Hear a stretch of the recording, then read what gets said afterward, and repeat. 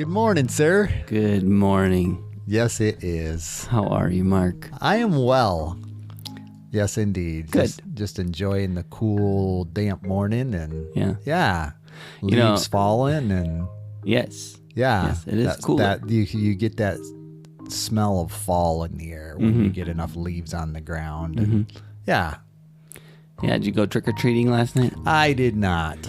I That's had too bad. sessions till a little bit later, so I had my own form of treating, I guess. That's right. Treatment. try not to no tricks. No tricks. Yeah. That's good. But yeah, We went and did a little bit of trick-or-treating. good for you. Yeah. Did you dress up? Me and my wife got out our old letter jackets from high school. Wow. Yeah, and our jerseys from high school, our basketball jerseys. We had that. Wow. I don't know where she pulled that out. That's So cool. we went as our high school selves. Nice. Yeah. Your hair is a little bit short for your high school self, isn't it? Yes, Yeah. probably, Yeah. Yeah. Understood. But that's Yeah. all right. I'm more beardy too. Yeah. And yeah.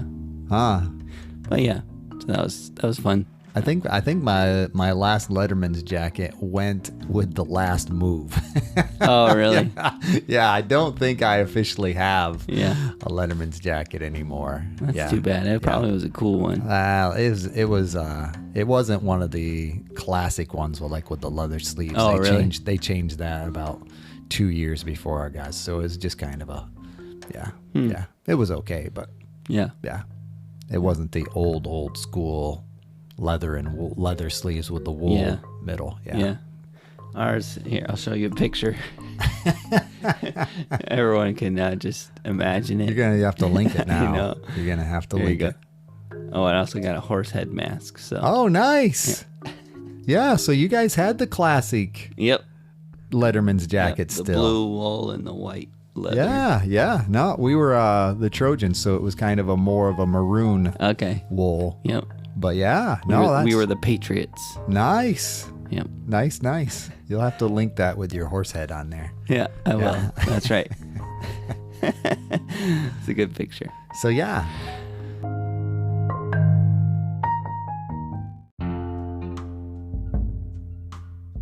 Welcome to How I See It with me, Mark Pratt, and Justin Sternberg. This is a podcast that works to counter cultural polarization through thoughtful conversations.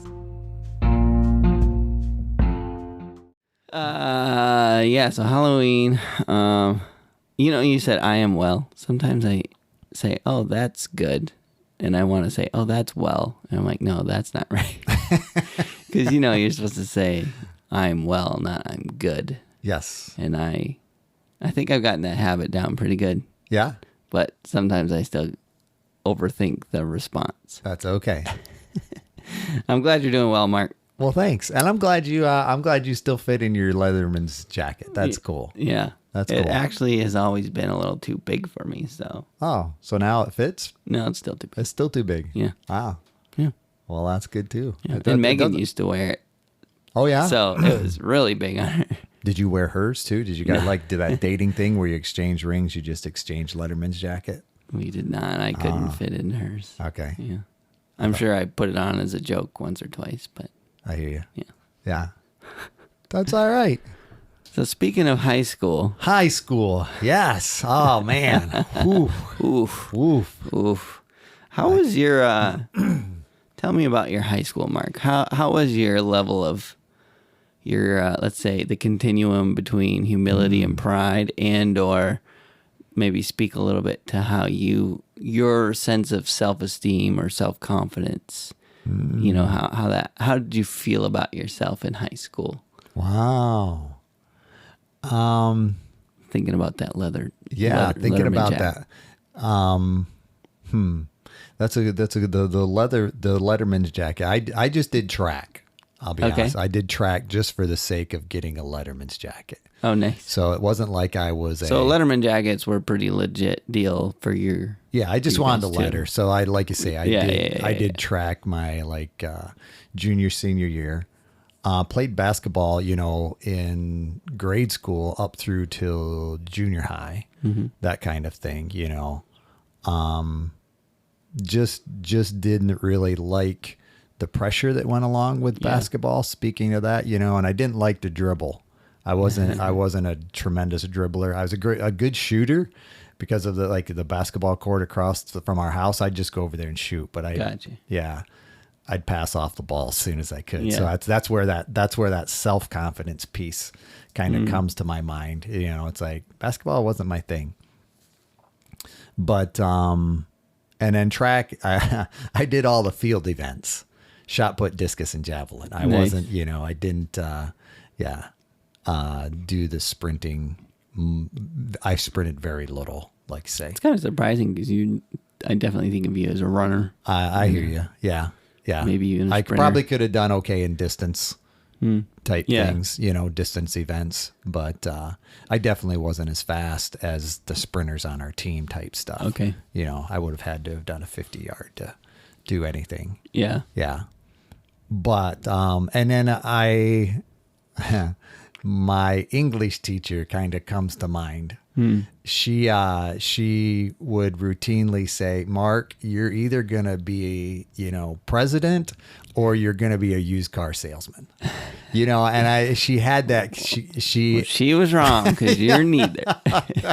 But just show her based on, and I think based on what she saw me, she saw me as someone who tended to be very gregarious, and I definitely never was at a loss for words to be able to speak, in front of people and even persuade people at times. So it was you weren't kind of shy, right? No, I would have been anything but shy. What grade was she? She would have been, well, I probably had her twice, based on, lit or, like a literature type thing. And then, like another form of like mythology or something like that, like. But definitely high school. Yeah, definitely high school. Gotcha. Definitely high school. Yeah. To where that, I was definitely, I wasn't, the jock. I wasn't the geek. I was just kind of, back then it seemed like there was a middle of the ground type person. There was. Yeah, I wasn't a, what VOAG, I wasn't an Aggie, FFA. Are you familiar? Oh, Future Farmers of America. Oh, okay. VOAG. VOAG. Yeah. Agriculture. Yeah, to where, like you say, and I wasn't. You weren't with the farmer nerds. Right, exactly. And I wasn't with the computer nerds or geeks, that kind of thing. I wasn't, a jock by any means. And I wasn't, you weren't punk rock. I wasn't, I wasn't goth. I wasn't punk rock. Yeah, I was really kind of middle of the. Yeah. It's funny as I think about it. It's really. I'm still who I am today in some ways based on that. It's like I can just kind of flow in between and around. It's not like I'm, on one continuum or the other.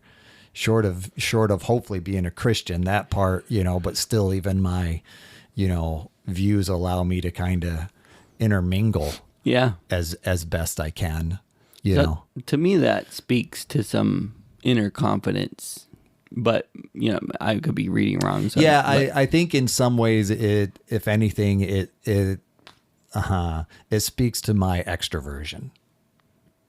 I like being around people. And, and that was another, I think not that I was a party person, but it was, more than once there was the conversation that had, things started when I showed up, that kind of thing. And I'm not saying that in an arrogant manner, but I think it was just a way, that I do like people. I, interact with people and, it just kind of changed the atmosphere at points. But But I guess that's kind of what I mean too, is when you have that kind of a effect on people. Yeah, I mean, I would that hear can bring some inner sense of just an I'm okayness at least. Yeah, if not there's an I'm pretty I'm okay. coolness. Yeah, right? I wouldn't say that have said that I was thinking I was the life of the party. Gotcha. In that mindset, it's like, I'm glad, but yeah, I just didn't have that. It wasn't an arrogance that I saw, and it always seemed weird, but I'm just referring back to what people would say. Yeah. And, yeah, and I think more so high school was better than, like middle school or junior high type stuff, Yeah, some of the identity stuff was a little more solidified. And we had I think I mentioned it in when we talked about arms, what gun control. We did the sportsman's club. Yeah. When we could actually bring guns to school, and I did lead the sportsman's club, in that kind of thing. So yeah, I mean, I had some leadership roles and outside of school, even like 4-H and so forth. So where I think I had a healthy self-esteem, self-confidence type thing. Yeah. So but there is in that continuum. Yeah, I was going to say there is a continuum in your perspective. I would say I would be middle of the ground. I wouldn't necessarily say maybe middle to towards I'd say middle to gregarious, that kind of thing. And I think there's a point at one end where you can be arrogant. It's all about me, and we have to do it my way. I wouldn't see myself as that far. If that's 100%, I'd say I was about 75 maybe. And yet, it wasn't something that I was definitely on the low end. I didn't have a problem, talking with anybody, that kind of thing, because I never saw, I guess I never saw that kind of difference. Yeah. I think when you're at that 100%, you can kind of have maybe a hierarchical look on things. I'm not one of them. Yeah. You know what I'm saying? And I can't say as if I ever saw them so much. It's like, oh, that's Lori, that's Joe, that kind of thing. It wasn't that I had arrived and that other person hadn't arrived. Yeah, so a big thing that can impact our level of self-esteem / self-confidence is comparison, right? Oh, sure. So it sounds like that wasn't a major thought activity in your brain as far as like comparison or how's Betty compared to me or Bob or Joe or I can, and it's funny because as for me, I can remember looking back, how different people chose different paths. Yeah, from the kids that I went to elementary school with. You take 20 kids. Yeah. You take 20 kids that you start elementary school with, and roughly, 15 of those are still going to be in high school with you. And it's funny, looking back, I can remember, those that went with the party, it's like, that's a change. That's different, but I remember when, he was, Billy, or she was Lori, and it's funny, just, yeah. Yeah, you think about who people are, and you see who they develop into, and maybe it's a part of it for me too. I was always intrigued by people, because I'll say that the kid that kind of became the jock person, I can still remember when, the girl in elementary was faster than he was. Yeah. That early stage when, girls are, guys haven't come into their development and girls are just as fast. Yeah. That was always a funny thing for me looking back. It's like, you think you're something, but I can still remember when she was faster than you. That's right. That kind of thing. It's just, Nice. Yeah. Nice. Those memories. Yeah, for sure. So again, comparison wasn't a huge issue for you in your life. Not a lot. Yeah. Yeah. Because I think too that's partly what maybe drives people into their categories. Is sure. Like, well, Well, and I think categories. When we think about categories, regardless, I think it's finding people that are like me. Yeah. And I'm willing to recognize, there probably were a lot of people like me in that middle group, but it's like that was just part of my thing. It's like I wasn't that person. So I was okay where I was. Yeah. And you felt that kind of inner sense of identity at that point, or you look back and reflect on that? Like when you were in high school, did you feel like, yeah, I'm right square in the middle of all this and I'm happy with that? Or I don't think I ever looked at the fact that I was right square in the middle. I definitely remember reflecting on the fact that I wasn't part of a group. Yeah. Was that a sad thing?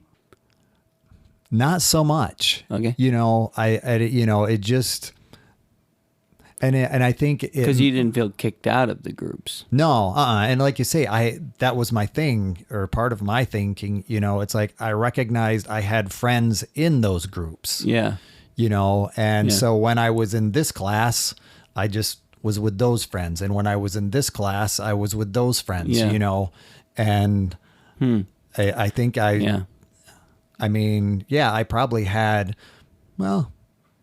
I probably might have had like 5 core guy friends, and one for every group. Well, not quite. And I would say in some ways they were very similar to me, just, looking back, on those friends. Yeah, they were very similar. Some, but, like you're saying, maybe a little more, each one of them was kind of a little more towards a group, but not necessarily completely immersed to where they were kind of a fringier person in that group, and that's what we kind of gravitated towards. I mean, yeah, because out of those 5 guys, only 2 did I go to grade school with. Yeah. Yep. Just looking back. Yeah. Yeah.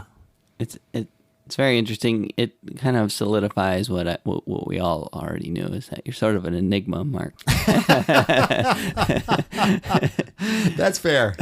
That's fair. Yeah, I feel like, man, it's hard to fight the tide of identity when you're in that age. Sure. Because of the lack of self-confidence, self-esteem, which we should define the 2 of those things. But yeah, go ahead. And so therefore I'm curious to see how you define those 2. Sure, I will in just a sec, or I'll try. Okay. But and so I feel like the tide, right? That gravity, that pull of like, I need to identify somewhere. Therefore, you float. You gravitate towards the thing that maybe you feel like you are the best, most likely to fit into. Sure. And the closest to me type stuff. Yeah. And again, you do that through comparison. Well, that person's better at art than I am, even though I like art, but I can't compete with them. So maybe, but I can run faster than this person. So maybe track or whatever, or, I really like basketball or whatever it is, Yeah. And again, I think the tide is that comparison of like, you're always kind of doing the math. The calculations of where am I fitting and where do I fit best and how do I find a place here. Yep. And your story feels like it's lacking in all those juicy details. But I feel like that's kind of a pretty standard struggle for identity in high school. What do you think? Yeah. No, and I was thinking about it as far as I think there was a part of me, and I can recall just growing up, I was always more comfortable with older people.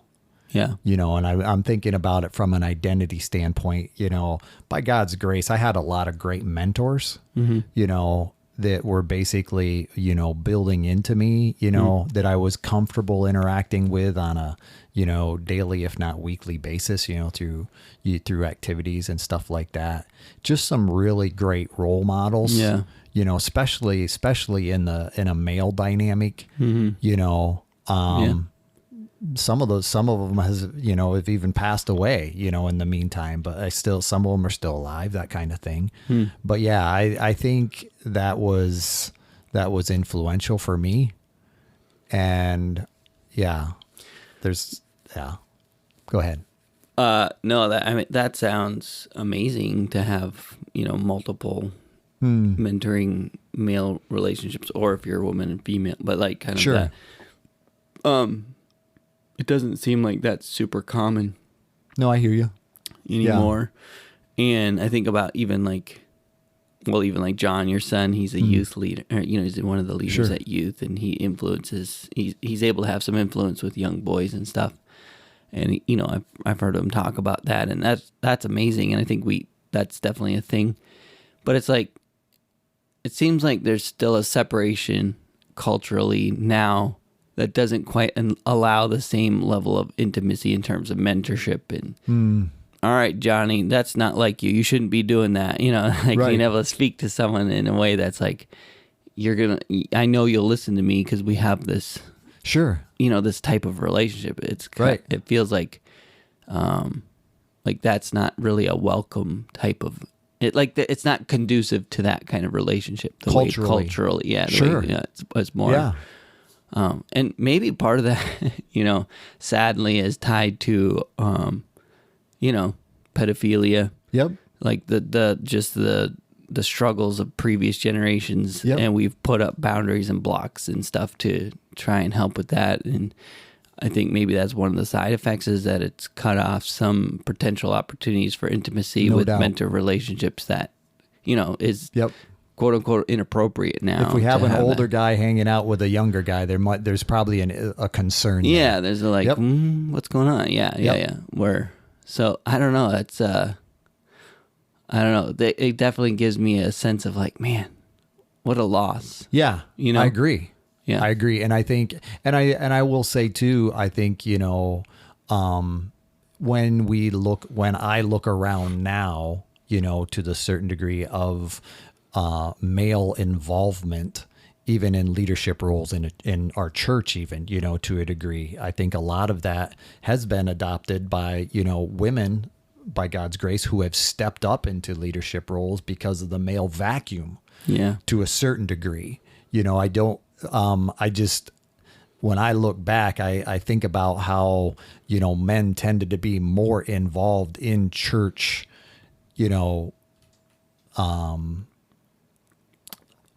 offices, like Sunday school leaders, Sunday school teachers. It wasn't just, ladies, teaching Sunday school or taking care of the babies. There was guys in that role too, that kind of thing. And I think that was beneficial, especially when I think about, who it was, the people that were influencing me at that point. It was, my second grade Sunday school teacher, my junior high, senior high Sunday school teacher, that kind of thing, for me. And then just other people, definitely my own father had an influence in that too. But yeah, it was just, yeah.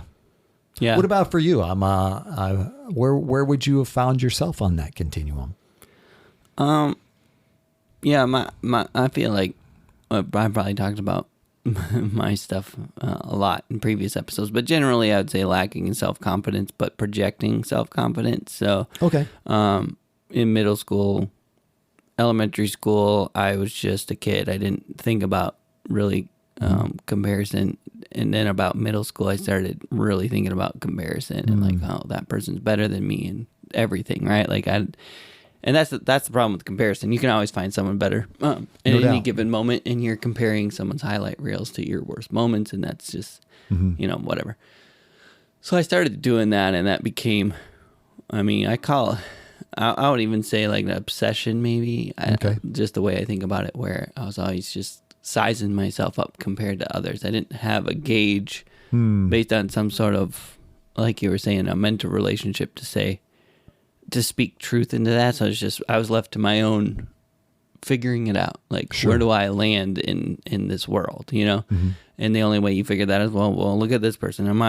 Do I measure up to that person? No, because they do this. Do I measure up? Nope, because they do that, right? And I, being middle school to early high school, you don't have the proper brains to say, yeah, but they also do that bad thing, which you don't do, right? Like, you don't so you just... Unable to create balance. Yes, exactly. Yeah. So that created a vacuum of, or I should say a deficit of confidence to just like, I just don't measure up, Yeah. So anytime I would find a vein where I felt like I was, better than those in the room, whatever environment I was in, I think I would really try and latch onto that or whatever. And so that led me to different sports. But even those, I was never that great. I was just good. And I tried really hard to be great. But were you a jock? Here's the thing. I went to a very small Christian school. So were you the jock? Yeah. I mean, that's the joke. But pretty much everyone contributed in every activity. I shouldn't say everyone, but a lot of us just kind of did all the things. So I was in the plays. Yeah. And I was in the sports. I played soccer. I played basketball. I did theater. I did the singing groups. Wow. And Megan was in all of them. Megan did volleyball. She did basketball. She did plays. She did singing groups. So like, go ahead. Your group depended on the day or the season. Yeah, exactly. You were a goth during the theater season. That's right. Yeah, something like that. There were certainly some small pockets of people that didn't go to this thing or didn't do that thing. But for the most part, a large majority of us did a lot of the things or all of the things. Yeah, it is neat. It absolutely is neat. Which I think helped. I think if I would have been in a traditional high school environment, just based on who I was and looking back, I think I probably would have flailed. I think I would have either found the wrong crowd, whether it was the jocks or whatever, and really identified and tried to like climb the top of that. I got you. But I honestly don't think I had enough confidence to do that. So I think I would have just become depressed and been one of the, I don't know, the outlier groups or, alone. Or I honestly don't know. I just don't think I really don't feel like I would have done that well. But I can't say that. I can't speak to that because I wasn't in that environment. Just to put that to scale, what was your graduating class? I mean, how many people did you graduate with? I want to say 5. Oh, wow. 1, 2, 3, 4, 5. Yes. You graduated with the same number of core friends that I had in high school. That's right. Yes. Wow. That's cool. Yes. Yeah.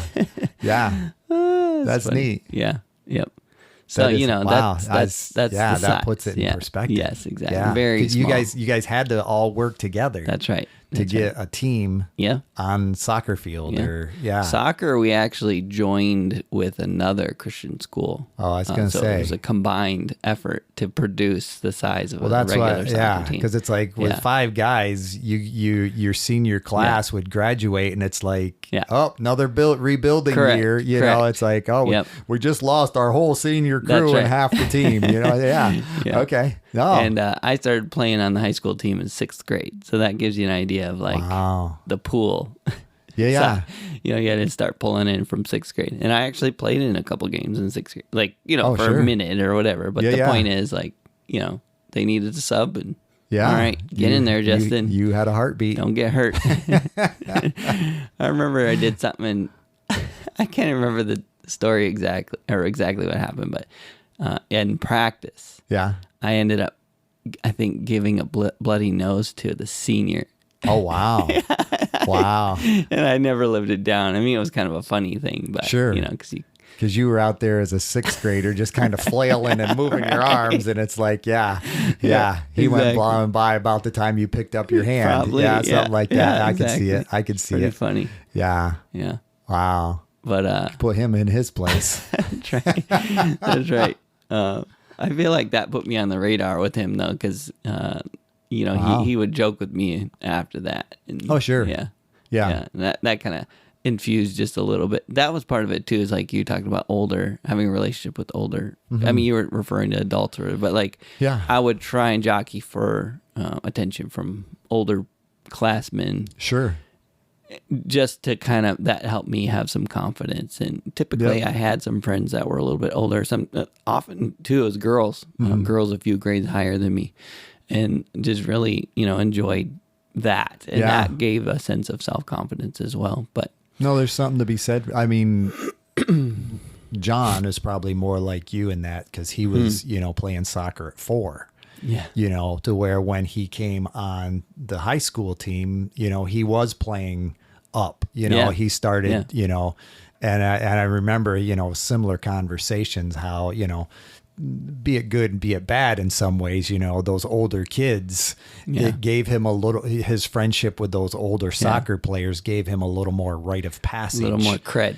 Yeah, exactly. Yeah, exactly. School street cred. To the point of, you're not just a freshman at that point. So I can, Yeah, and again, our school was so small that sixth graders, it wasn't that rare to have, the older students kind of speaking to the younger ones because there was that few people in the school, and also it was a Christian school. So there's a little bit of you should be kind to your younger classmen kind of thing. There's more ability to observe that interaction. Yeah. It's not 200 people you're watching over. Yes. Yeah. No, that's neat. It was neat, and because it was so small and we were involved in so many things. Like I have so many good memories and a lot of good self-esteem boosters just by. So one of the things I really, going back to the teasing apart self-esteem and self-confidence, I guess. I heard this good thing on another podcast from a guy who is in AA, and he basically was saying what the things that bring you self-esteem are esteemable acts, right? It's this idea of doing something that's esteemable. Okay. And basically this idea of things that bring value, right? Like to others and to yourself and versus, like a sports accomplishment maybe isn't necessary. Like getting an MVP trophy or something, that's very individual. Right. That's still esteemable, though, wouldn't it be from an affirmation? Or are you talking more about character? More of a character, more of like a service-oriented type of esteem was kind of what he was saying, esteemable acts. And so his whole point was, he was talking about in AA and recovery, this idea of giving back, and this is you regain a sense of who you are through these esteemable acts, and you regain that sense of moral fiber, Gotcha. Okay. Right. And you regain some integrity, right? Some integrity through those things. All that to say, I was going to say, in high school, we did a lot of things that were very team-oriented. Like you said, everyone had to contribute, and you all kind of worked towards a goal, putting out that play or, playing in a championship or musical competitions. It was very often team-oriented, and which felt very esteemable in a sense of like, we did this together, and when you would accomplish something, it felt really good together.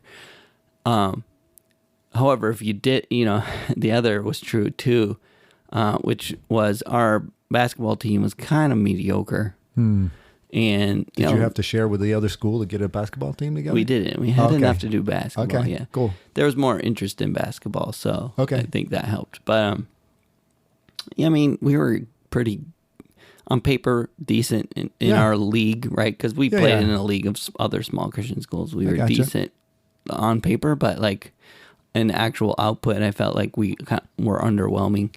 And again, this is my memory. It might have been better than that. I tend to have a very jaded memory of it, but I always felt like underwhelmed, or like I was underwhelming, I guess, in my own performance and kind of all of us. It just felt like we were always, and I don't know, I think that might have something to do with the coach, right? And the coach basically indicating that like there wasn't a lot of praise or a lot of good jobs. There was a lot of you didn't do the thing right, So if you would have had a more encouraging coach, do you think that would have changed the way that would have changed your self-esteem? I have no idea.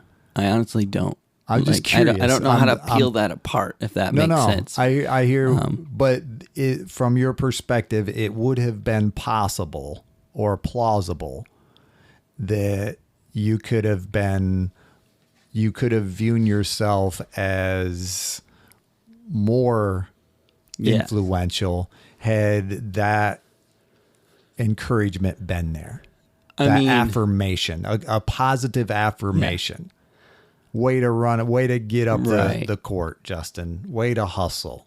Nice shot. I feel like that's kind of a no-brainer in the sense that we all know and agree that encouragement can help push someone forward, and discouragement can do the opposite. So for me, absolutely. If I feel like if I had a coach that was looking for the positives and trying to speak to that would have made a major impact in my life.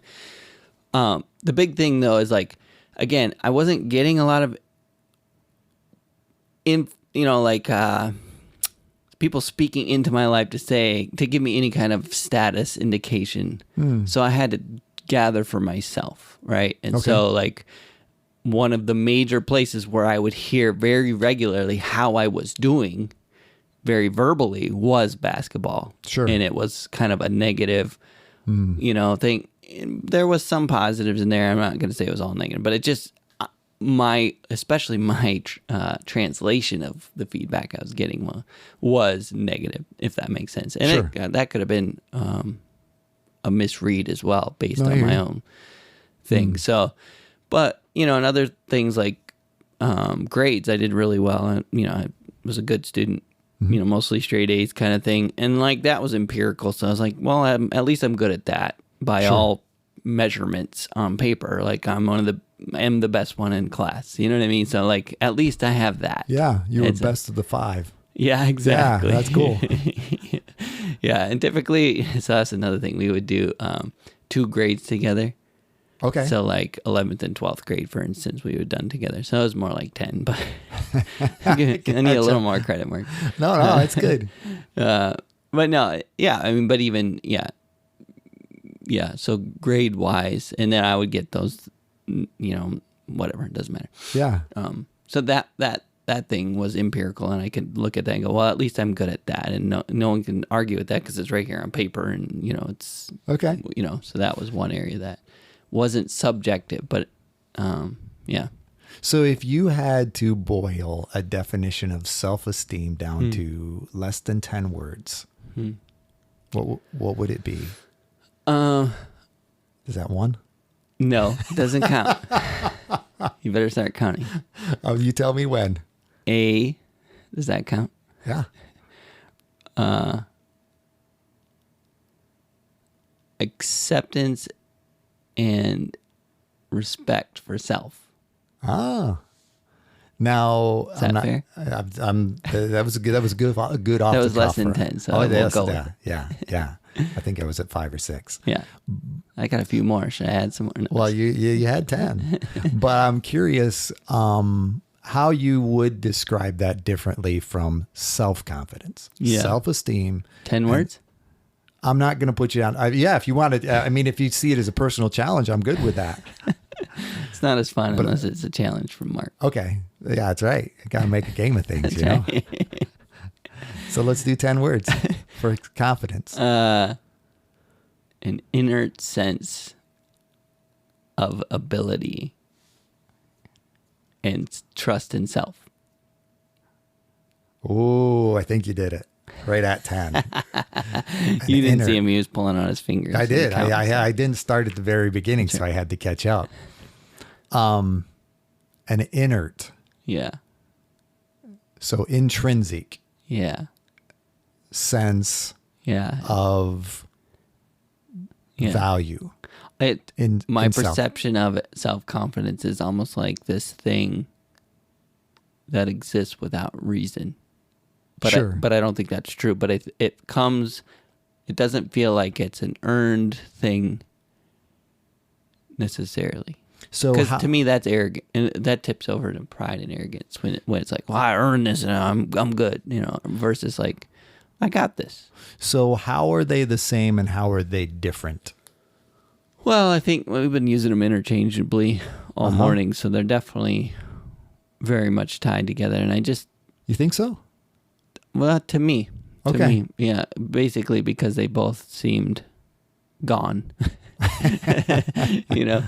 Okay. Like I remember, so self-confidence for when me. When you say gone, looking back. Not there. How's that? Okay. Yeah. Then, yeah. Okay. Yeah. Compared to now. Self-confidence, I think about the free throw line in basketball. Okay. There was guys who said, I want to get fouled because I want to go to the free throw line because I want to do my part for the team. I'm going to sink those shots. Okay. I was the opposite. Don't foul me. You just sink the shot. That's right. No, I just had no confidence that I was going to make the shot, Okay. even though we would do hundreds and hundreds of free throws and just really get our form down. And I really practiced it.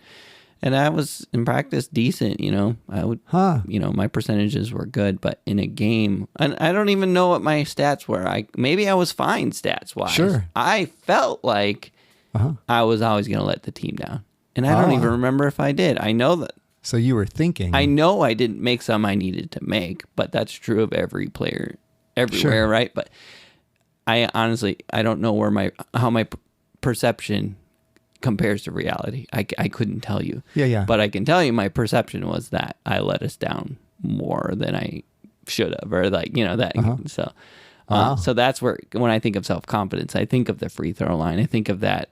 Yes, we're going to do this. And if I don't make it, it's not like, well, of course you didn't. You wouldn't. It's more like, oh man, that's so unlike me. Let me do the second one. I'm going to sink the second one. To me, that's self-confidence. Does that make sense? Yeah.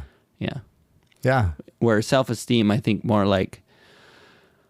about walking through the halls and just not comparing and just thinking about,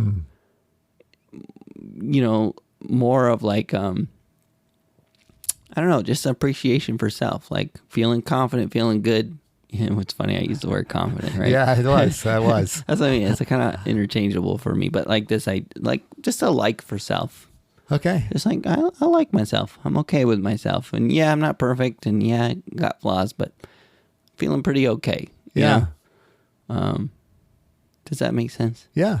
I liked what you shared initially about esteem being more of a character and confidence kind of building out of that because I therefore can. Yeah. That kind of thing. My self-confidence, I think self-confidence puts a person out there based on a level of esteem. Yeah. All right. I got 2 words for you. Okay. For each. Self-esteem is I am. Okay. And self-confidence is I can. Okay. Man. Yeah. So Does that make sense? I am, well, I'm going with I am because of course that's that. Don't tie it. I'm going to tie it. I'm going to tie it. I am X, like, Yeah. I got you. But because I think of God confidence right. with with these aspects as well. Where does that confidence come from? Is it just alone in my ability?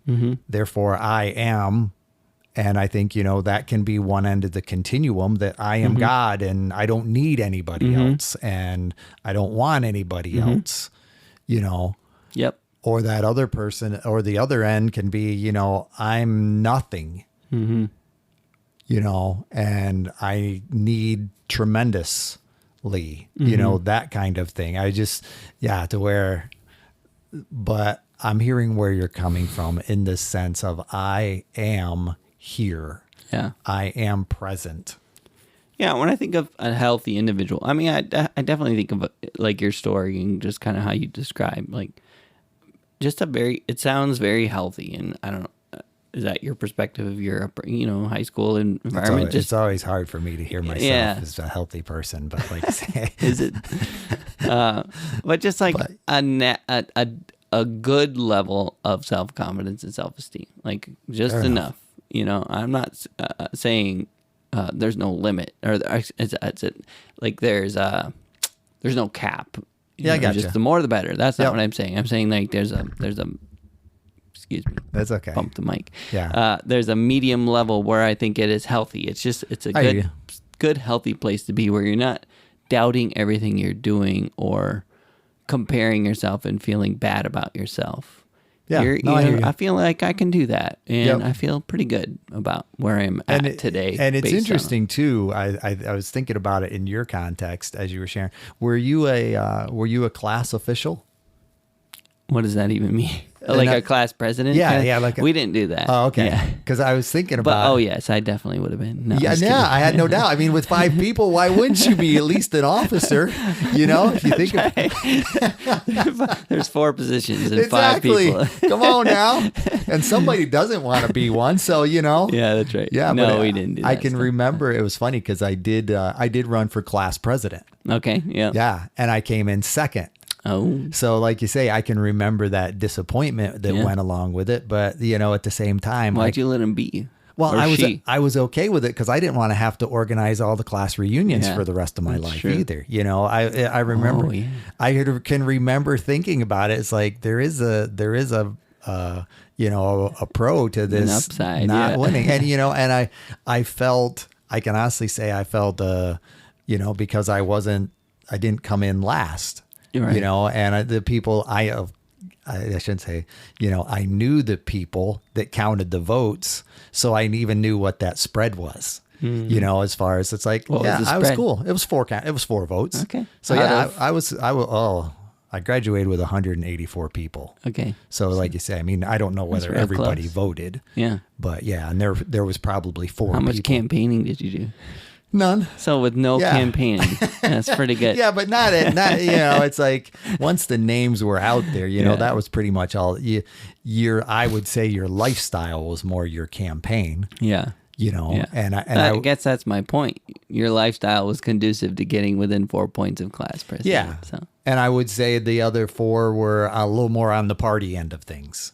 Okay, you know, gotcha. People that I wouldn't have necessarily, you know, that it just was a little edge. Yeah. Yeah. It's funny. But yeah, no, I was thinking about it from that context of how, you know, things that are important and may not be important and how important God is in those things, you know, as far as seeing them from a balanced perspective. Well, so I feel like,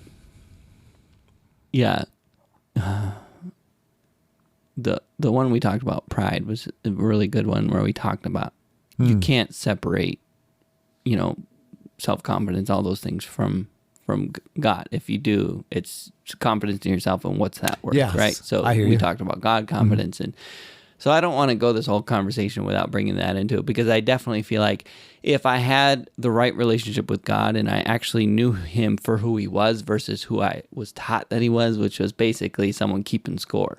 Ah, right? Sure. If I would have known that he loved me intrinsically and that he wasn't keeping score and that he was for me, not against me, and that he wasn't waiting for me to mess up and therefore punishment, you know, I think it would have drastically changed. I know it would have drastically changed things. And I would have, all of this talk about confidence and where it came from, if I had the right view of God, I feel like it would have aligned properly. And I think that's really what we should all be shooting for, not like healthy relationships with mentors or whatever. That's not the first thing. I feel like if you can get your relationship with God right, you can be okay in any environment. That's what Paul talked about. You know what I mean? Of no matter what you're going through, you have this, you know, relationship with God that can carry you through it. I didn't have that kind of friendship relationship with him, that trust, that father, loving father. It was more of the strict and father who wants the best for you and therefore will punish you and therefore will, you know, all the.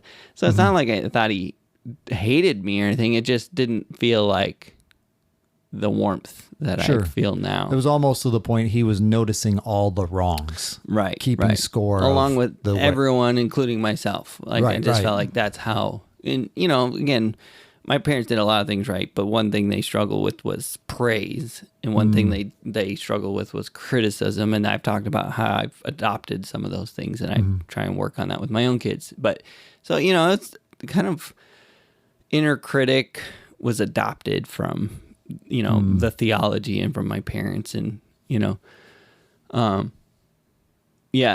anyway, all that to say, like, thinking about, you know, you getting second place in the class president situation, was that a disappointment for you? Did you feel less than because of that? I would, less than's a little too strong. Yeah. I was disappointed. Yeah. And yet at the same time, it was very momentary. It was just, Yeah. Because I mean, I think, I was trying to think. It was funny because there was a number of things I just missed prom court. I was an alternate for prom court. So like you say, that was a just miss and I was okay. But yet I made homecoming, you know, as far as those different events that you look at. So it's funny, you know, and I can't even remember who was voted homecoming king. I'd have to look at a yearbook, but still, you know, it's funny thinking about that because it did seem like in that process, I was typically, you know, just off but I guess it was disappointing in the moment, but it wasn't like it made or break, you know, that's where, so that what you're describing right there feels healthy to me. Like I gotcha. An adequate amount of disappointment. Like, of course you want the thing, it doesn't happen. So you're disappointed, but then you're able to move on. I feel like there's an intrinsic sense of, you know, liking yourself that says, I'm okay with that because I'm still me. And an intrinsic sense of, I thought I would win. That's a self-confidence, but I didn't. And it's probably because I don't party all the time. You know, it's like that confidence that says, you know, I bet I could have won, you know, but not like tipping over into, you know. Yeah. I didn't want to go after anybody when I was second alternate for prom court, you know, to get that one spot, right, you know, right. No, like you say, right. It was, and so I mean, no campaigning instead. But yeah, that was, yeah. I see where you're coming from. And those things come, I feel like both, I feel like self-esteem. Okay, here's another difference maybe in my mind. Okay. I feel like self-esteem comes from past esteemable effort. I feel like self-confidence comes from past accomplishment and or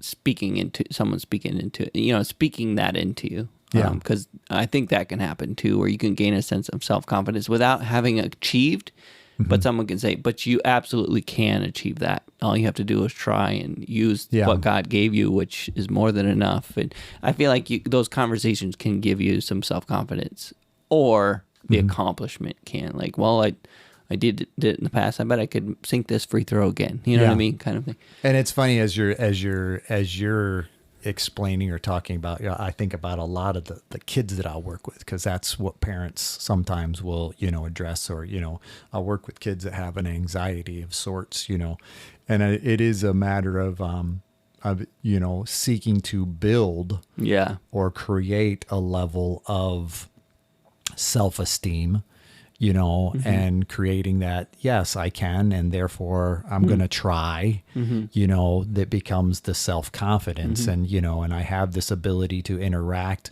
with people, you know, strange or new people don't have to, you know, intimidate me, because I'm able to realize, okay, yeah, they're good at some things, but I'm also good at other things. Yeah. You know, like you had shared early on, you know, that ability to see the wholeness of people, I think helps that process. Because I think so often we do tend to, you know, see ourselves from only the position on the basketball court, you know, only from a facet, kind of like as we talk about how we see it, you know, it's so often we look at ourselves from a single facet and say, well, I'm not, you know, and that's all that. The unhealthy inclination, right? Is to limit Yes. all of our view of ourselves through this one facet of the lens. Exactly. And that was very much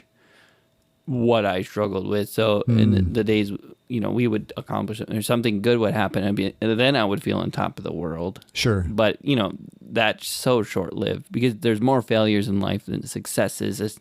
Maybe, I don't know. Maybe. It depends on how you view it, right? No, like, I hear you. I would say it's one what thing. You remember. Yeah. Well, one of the things that I've grown in just leaps and bounds. Right.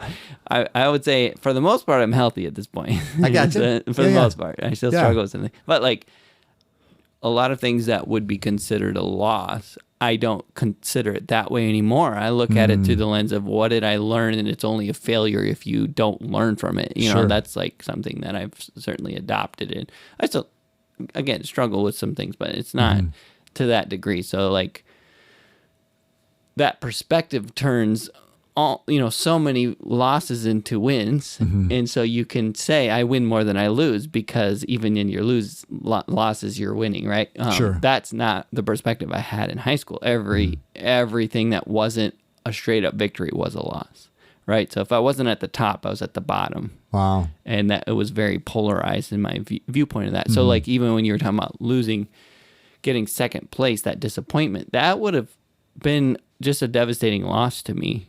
If I, you know what I mean? Like, No, I hear you. I wouldn't have been able to shake it off. It would have, and I can say that. I know that's true because. I'm not laughing at you, by the way. I just. No, you tell me your thoughts. But I was going to say we lost a basketball tournament. We were supposed, we got second place. Okay. Which, that's pretty good. Yeah. I hated myself for a week for that. That was in Wives. Didn't you share that in Wives Probably, too? yeah. You had the breakdown in the locker room. Yeah, I can't remember. I think it was that tournament. I think it was all tight. Yeah, it was like our home hosted tournament. And, I wanted to win it, and we did not. And just devastated. So like, that's what I mean. Like second place is still, there's a one winner, and then right after that is second place. That's pretty good, Yeah. Same with like you were saying about the class president. It's like you're all the way up here -1, and that person had maybe some things that. Yep. Anyway. Yeah. What were you laughing at? Oh no, it was funny you were talking about, winning, and we had a joke, our kids went to South, of course, and so the joke was, if losing builds character, our kids learned a lot of character. That explains why they have so much character. Is that what it is? We just talked about that. It's like, you can learn a lot from losing. It's like, so that's sometimes a little family joke there. It's like, you sure can, but boy, you can get tired of it too. You can, But it was just, that was what I was laughing at. I wasn't laughing at you. I didn't want you to think I was. Yeah. But earlier I was thinking about the difference between self-confidence and self-esteem. Again, another thing that came to my mind is my two daughters. So I feel like Mia has some self-confidence, and she's able to get up on stage and sing and do that without she has no anxiety about it. And she'll step on any stage you want her to go and do whatever you need her to do, and a lot of that is just because she's been doing that since she was little, and she's been getting praise since she was little about it, and like it's just like this inner confidence that at this point she doesn't have to think about that confidence. It's just there. I'll get up on that stage and I'll do it again. Sure. And I think about doesn't matter how many people are there. Right. I'm just going up, sing my songs, and do my thing. Yeah. Yeah. And she started in Treehouse. She would be up on that little stage singing or dancing, and and like. Yeah, and it's perfectly comfortable for her. She's very confident. But there's other things she doesn't have that same level of self-confidence. And I think about Jewel, who's stage averse. Like, she doesn't care about attention. We try and get her to do different things. Like, we really wanted her to be part of the family band. And she's just like, I don't really need drums? That. Is she doing drums? No. Okay. No, she doesn't want to do drums. Okay. We really want her to do it. I bet. She's good at it, but nice. She just doesn't see the need. Okay. Because she likes who she is just fine without that thing. She doesn't have this inner sense of, I need to do X, Y, or Z. It's just, she likes just doing what she does and being who she is. And she has this inner sense. Again, that's what I would kind of see in the self-esteem category, where I don't need those things to feel okay about myself, because I'm just fine. And she does a lot of art. She's very artsy. And we definitely, praise her a ton about it. But like, she doesn't need that to be seen by everyone. Like, she just likes to do it, Yeah. And she enjoys it. Yeah. So I feel like both my two daughters Mia, I think, represents in like a supernatural level of self-confidence in some areas, and me, Joel, even to me, again, based on my upbringing, represents a supernatural amount of self-esteem. But I see them as two different, you know what I mean? No doubt. Yeah. That's cool. Yeah. Appreciate you sharing that. Yeah. It's interesting. No doubt. And how, if I may, how does Joseph fall into that? He's definitely more self-confident. Okay. I'm trying to think about the self-esteem thing. I think he's a little bit of both, honestly. I gotcha. I wouldn't be surprised. Yeah. He doesn't seem to have the need to do anything to like impress anyone or like achieve. And yet, he's really good in school. He's, and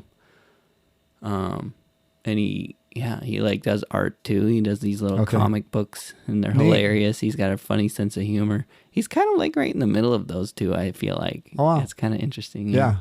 Yeah. Yeah. It's interesting in that birth order dynamic. Yeah. Oldest, middle, and youngest, as we've, discussed your kids. Yeah. And he's a boy and they're a girl. So that's also interesting to see how things play out in his life versus theirs. So his humor is completely different. Yeah. For sure. Yeah. Good question. No. What about your kids? How do you feel like they fall in that continuum? I would dare say, I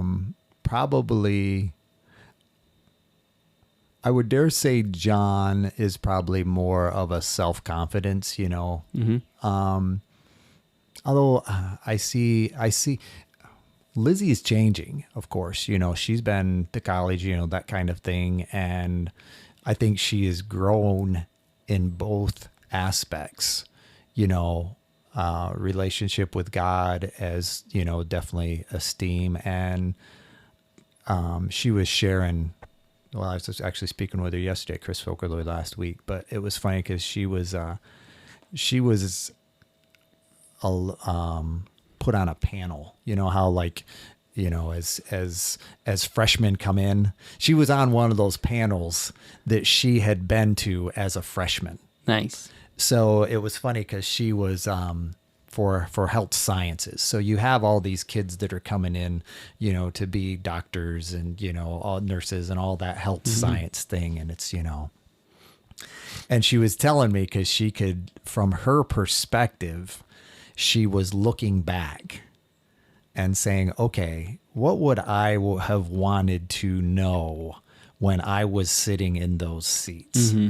And she said it was funny because she could hear, kind of the elitist, answers that some of her, upperclassmen, senior, were given. It's hard work. You got to do this. You got to get this done. You got to get this done. And it's like, and, Lizzie was basically, not that she was being an antagonist, but it's like, well, it's going to work.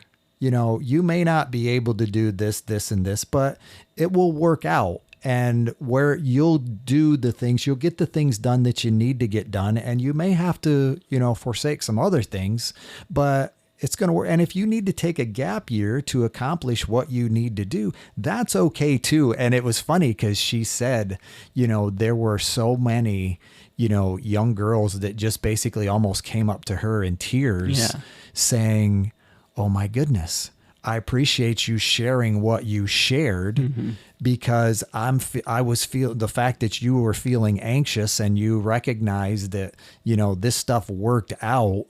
It wasn't you controlling it all.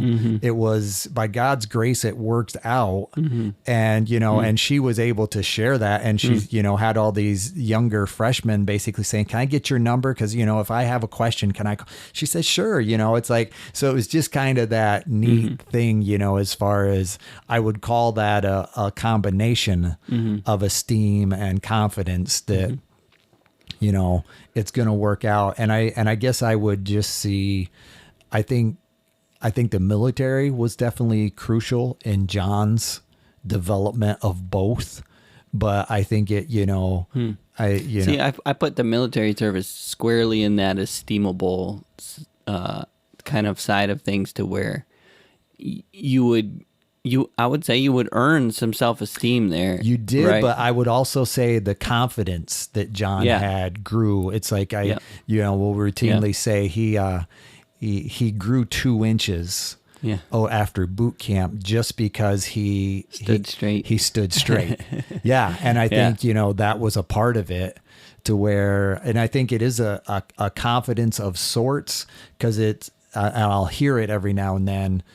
I endured that, boot camp basically, and the humiliation, the breaking down. I endured that. That's cake.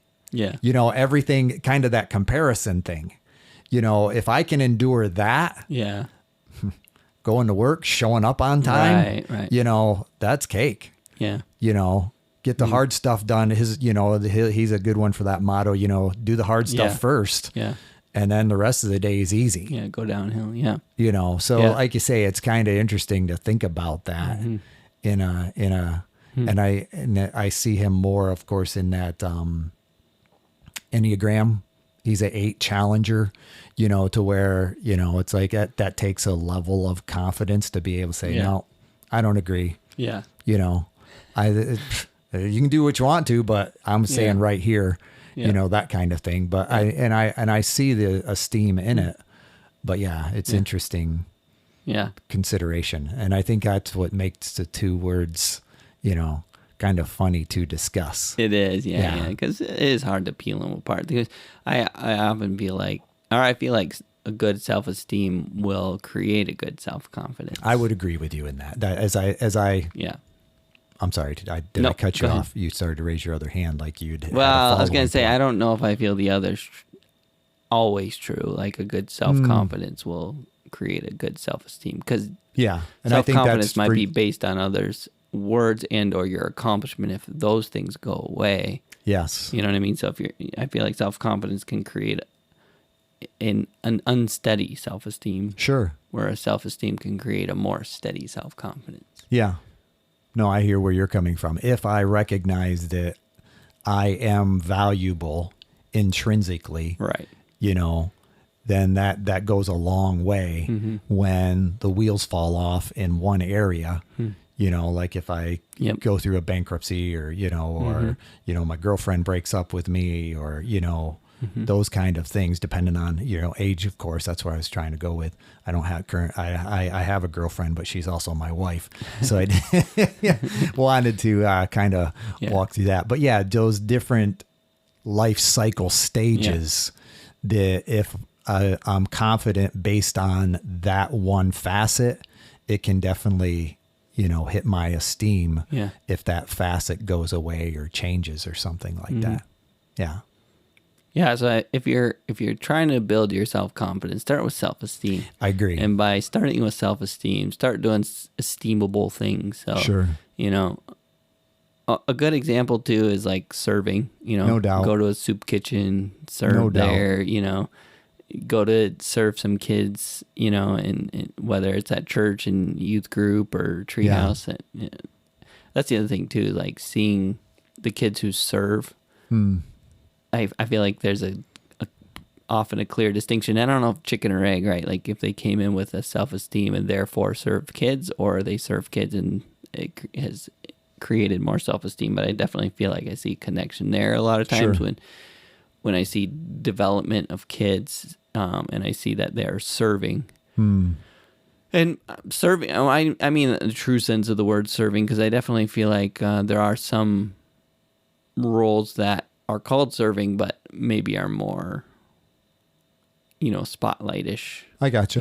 Again, I think of Mia. I think Mia has matured enough to where she sees being on a stage as serving in a lot of ways, because it is work and, whatever. And there's work to be done even to push yourself down so that you can put God in front of you, that kind of thing. And I think she's learning that and she's maturing and all. But I definitely feel like getting on a stage serving for her most of her life was kind of a misnomer. You know what I mean? Where Jewel goes into the nest and she serves 3 and 4 year olds. And to me, that I feel like there's some self-esteem there that's built through that, but also that she had going into it. Again, chicken and egg, I don't know, but I feel like that contributes to kind of who they are or how they are, and it's just interesting. But anyway, back to the whole thing. Like, if you struggle with that, start doing some things to build that self-esteem to make you say, I feel good about myself because today I served somebody, or, I think that's a good core. Well, and I think serving other people takes the eyes off us. Yeah. Which helps that self-esteem too, because it's not like, Yeah. It's not like I'm the center of my focus.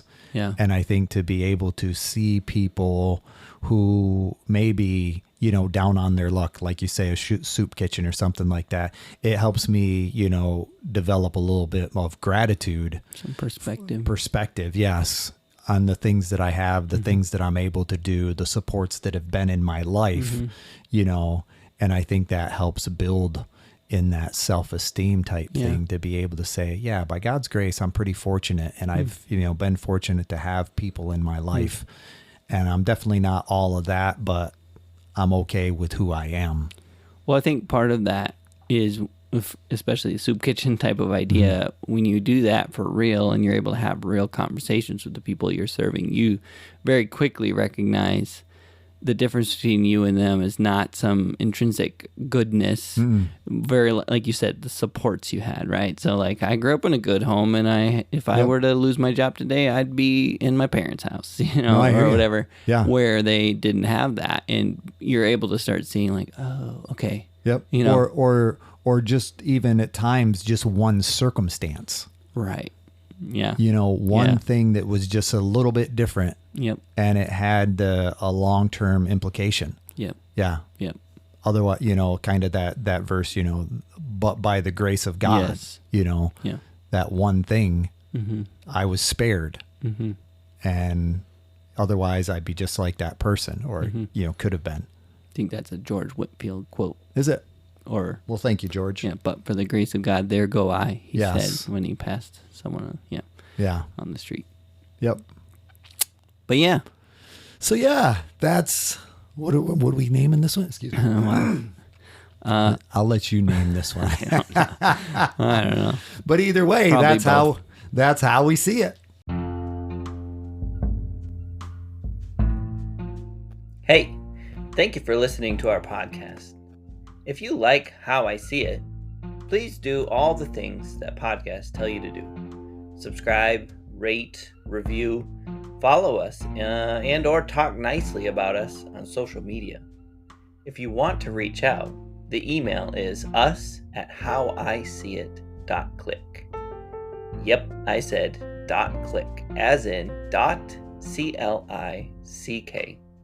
Please tell your friends about this show, and we'll see you on the next one.